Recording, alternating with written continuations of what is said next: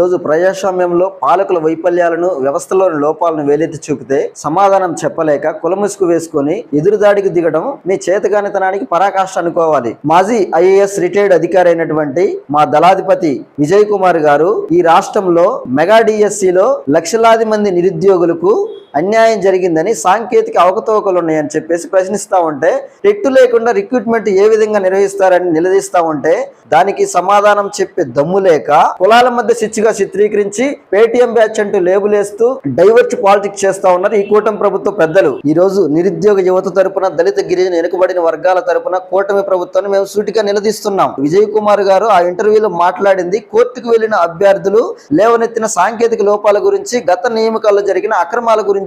ఈ రోజు ఆ విషయాన్ని ఇంటర్వ్యూ చేసినటువంటి జర్నలిస్ట్ స్వయంగా చెప్పారు. అక్కడితో ఆ విషయం ముగిసిపోయింది. లోపాయికార ఒప్పందాల సిస్టమ్ లో లోపాలు లబ్ధి పొందిన పెత్తందారులు అందరూ ఈ రోజు మీడియాలోకి వచ్చి అవాకులు చవాకులు పేలుస్తా ఉన్నారు. అత్యంత ప్రతిష్టాత్మకమైనటువంటి డిఎస్సి రిక్రూట్మెంట్ లో అభ్యర్థులకు రాత పరీక్ష లేకుండా స్పోర్ట్స్ కోటాలో ఏ విధంగా ఉద్యోగాలు ఇస్తారు మీరు? దీనికి ప్రభుత్వం దగ్గర సరైన సమాధానం ఉందా? క్వాలిఫైయింగ్ ఎగ్జామ్ రాయనవసరం లేదంటూ అర్ధరాత్రి జీవోలు మార్చి అవమానాలకు దారులు వేసింది నిజం కాదా? ప్రక్రియ పూర్తవక మళ్ళీ పాత జీవోలను తీసుకురావడంపై ఉన్న లూప్ హోల్స్ ఏంటో చెప్పండి, ప్రజలకు చెప్పండి, నిరుద్యోగులకు చెప్పండి. మచ్చలేని అధికారిగా 6 సీఎంల దగ్గర మా దళాధిపతి విజయ్ కుమార్ గారు పనిచేసిన తీరు మీ అధికారిని, మీ అభినాయకుడిని, మీ అధికారులను, మీ కూటమి పెద్దలను అడిగితే తెలుస్తుంది. విజయ్ కుమార్ గారి యొక్క విజ్ఞత ఏంటి, విజయ్ కుమార్ గారి యొక్క జ్ఞానం ఏంటి, విజయ్ కుమార్ గారి యొక్క క్రమశిక్షణ ఏంటి అని. హక్కుల గురించి ఈ రోజు మా నాయకుడు మాట్లాడుతూ ఉన్నాడు. మీలాగా కుటుంబాలను రోడ్డు మీదకి లాగి బూతు రాజకీయాలు చేయడం, తిట్టుకోవడం, దండుకోవడం ఆ సంస్కృతి లిబరేషన్ కాంగ్రెస్ పార్టీ డిక్షనరీలోనే లేదు.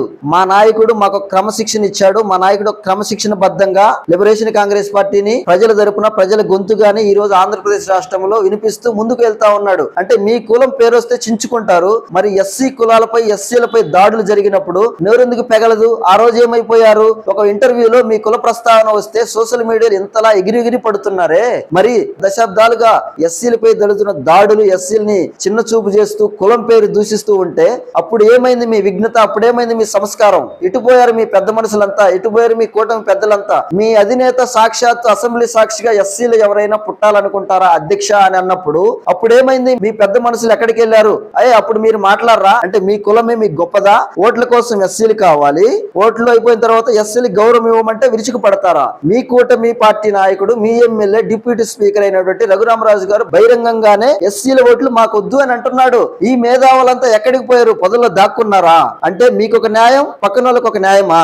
అప్పుడు రాని అభ్యంతరం, సమాజం పైన రాని ప్రేమ ఇప్పుడు ఎందుకు ఊడిపడింది? ప్రశ్నిస్తే పేటీఎం బ్యాచ్ అని ముద్ర వేస్తారు. సమాధానం చెప్పే దమ్ము లేక జగన్ కంటగడతారు. నిరుద్యోగుల పక్షాన, అణగారిన వర్గాల పక్షాన లిబరేషన్ కాంగ్రెస్ పార్టీ నిలబడి ప్రశ్నిస్తుంది. మా దళాధిపతి విజయ్ కుమార్ గారు ఈ రోజు ఆంధ్రప్రదేశ్ రాష్ట్రంలో జరుగుతున్నటువంటి అన్యాయాలను ప్రశ్నిస్తా ఉంటే సమాధానం చెప్పే దమ్ము లేక మీకు పాత ప్రభుత్వం మీదకు, లేదంటే జగన్ మీదకు నెట్టేయడం మీ చేతగానితనానికి నిదర్శనం అని అనుకోవాలి. ఈ రోజు ఆంధ్రప్రదేశ్ రాష్ట్రంలో ఈ రాష్ట్రం అంతా తిరిగి ఈ రాష్ట్రం గురించి అధ్యయనం చేసినటువంటి దమ్మున నాయకుడు, ఈ రాష్ట్రాన్ని ఎరిగిన నాయకుడు ఎవరన్నా ఉన్నారు అంటే అది ఒక దళాధిపతి విజయ్ కుమార్ గారు మాత్రమే నేను చెప్తా ఉన్నాను. ఈ రోజు ఆంధ్రప్రదేశ్ రాష్ట్రంలో 2729 కిలోమీటర్ల పాదయాత్ర చేసి తడా నుంచి తుని వరకు మొదటి దశ పూర్తి చేసుకొని పేద ప్రజలలో ఏ విధంగా మార్పు తీసుకురావాలి, పేదల ప్రభుత్వాన్ని ఏ విధంగా ఏర్పాటు చేయాలని లిబరేషన్ కాంగ్రెస్ పార్టీ దళాధిపతి విజయ్ కుమార్ గారు అడుగులు ముందుకు వేస్తూ మీ ప్రభుత్వాన్ని సూటిగా ప్రశ్నిస్తూ ఉంటే దానికి సమాధానం చెప్పే దమ్ము మీకు లేక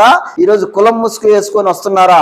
ఈ రోజు ఒకటే చెప్పదలుచుకున్నాం. లిబరేషన్ కాంగ్రెస్ పార్టీ 2029వ సంవత్సరంలో అధికారాన్ని చేపట్టబోతుంది. దళాధిపతి విజయ్ కుమార్ గారి యువదళం తరపున మాట్లాడుతున్న దమ్ము వెంకటేశ్, యూత్ రాజకీయాల్లోకి రావండి, మహిళలు రాజకీయాల్లోకి రాండి. లిబరేషన్ కాంగ్రెస్ పార్టీ ద్వారా సుస్థిరమైనటువంటి ప్రభుత్వాన్ని మనం ఏర్పాటు చేసుకుందాం. నిర్ణయ రాజ్యాధికారం వైపు అడుగులు వేద్దామని తెలియజేస్తా ఉన్నాను.